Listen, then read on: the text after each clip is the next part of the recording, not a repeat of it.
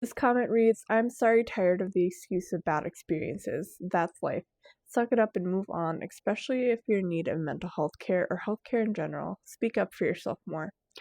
So, if you had made this comment, then you don't really understand how trauma works because trauma, you literally avoid places. So, sometimes you're gonna avoid a mental health care or healthcare in general if you had a bad experience. One bad person in mental health care or healthcare can make someone want to avoid certain places. It's going to make them want to avoid healthcare or mental health care in general. So far, I really haven't had too bad of an experience for mental health care. I did switch therapists because the first therapist, she was making too much of a positive experience out of my bad experiences and said some things that I didn't think that were very beneficial for me. So I am kind of hesitant about my new therapist and receiving therapy. So I guess maybe a little bit there,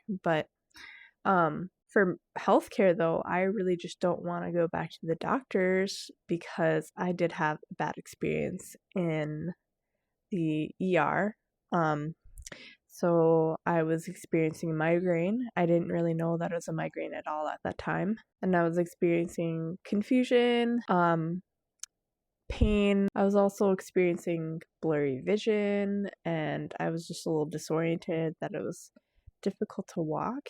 But they ended up doing some tests on me, blood tests, and they said that everything was fine and normal, but I was telling them how much in pain I was, and I was like really, really stressed out and crying, and they ended up calling security because they thought that I was just having like a mental health episode and they were saying that they were going to call the police. So I don't want to go back to the doctors because I had this horrible experience.